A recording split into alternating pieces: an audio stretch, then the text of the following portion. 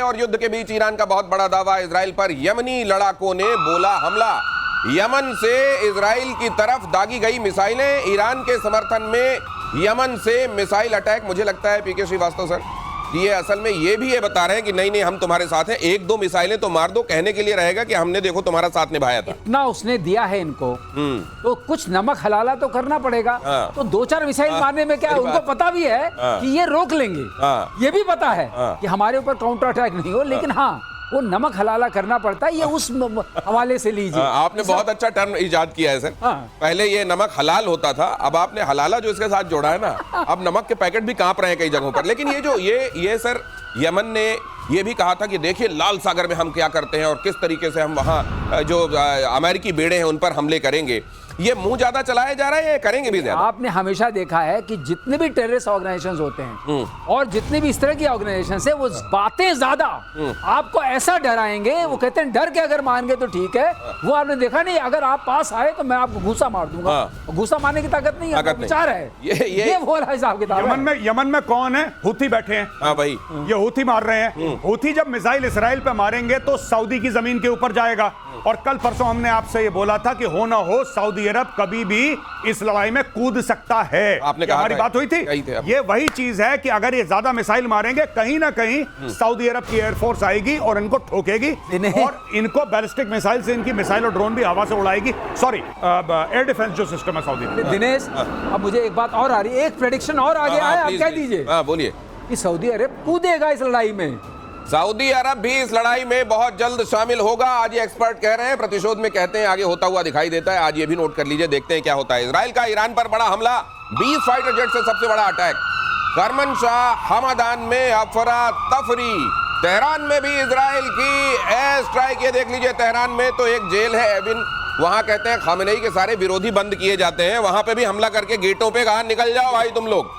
वहां एक घड़ी लगाई हुई है सर, जिसको इजराइल के डिस्ट्रक्शन की घड़ी कहा जाता है। शब्द से लोग डर जाते हैं। हाँ, ये घड़ी मोरा दिल धड़के वाला जो है, एक घड़ी वो बाघेरी को भी दी थी यहाँ मुनीर ने, उसका भी यहाँ एक घड़ी बनाई भाई लोगों ने। खामेनेई ने कहा कि 15 सालों में देखिएगा आप इजराइल तबाह हो जाएगा। ये 2015 में कहा, तो 2021 में भाई लोगों ने घड़ी बना दी यहाँ, इजराइल के डिस्ट्रक्शन की घड़ी, जो काउंटडाउन लगाए हुए हैं कि 2040 तक इजराइल साफ। इतनी अगर आप दुश्मनी रखते हुए किसी को पोर्ट्रे करके बताएंगे कि हम तुम्हारे इतने बड़े दुश्मन हैं, तो इजराइल तो अभी तक बेचारा फिर भी बहुत सहता चला गया। नहीं, इन लोगों ने यही करा है। इजराइल को मार देंगे, यहूदियों को मार देंगे, हम ये कर देंगे, हम वो कर देंगे और तुम्हारी नस्लें बर्बाद कर देंगे। एक बम मारा, फिर बोला यार ये तो बड़ा गलत आदमी है इजराइल, ये तो बहुत मारता है।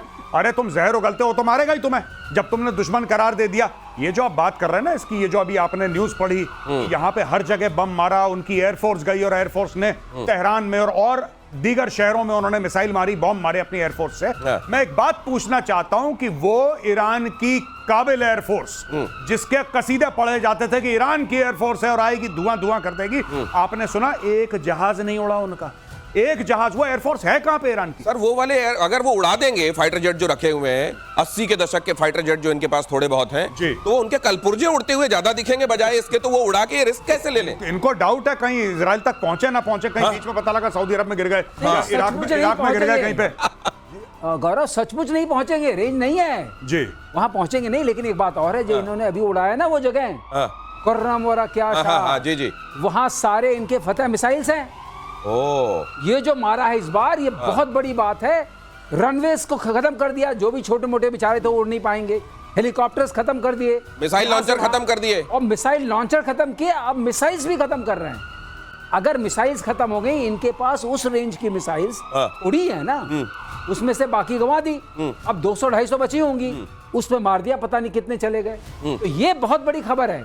ये जो मारा है, इजराइल क्या कर रहा है, चुन चुन के इनके जो भी फैंग्स हैं, हम बोलते हैं ना जो फैंग्स हैं, उसको कट कर रहा है एक के बाद एक। जहर के सारे दांतों को तोड़ा जा रहा है। और ये चुन चुन कैसे, तो मेरे को धर्मेंद्र पाजी भी थोड़ी देर के लिए याद आ गए। ईरान के 6 एयरपोर्ट पर इजरायली हमला, ईरान के 15 फाइटर जेट तबाह, ईरान के F-14, F-5 फाइटर प्लेन्स को भारी नुकसान, बैलिस्टिक मिसाइल का इंजन बनाने वाली फैक्ट्री पर बमबारी।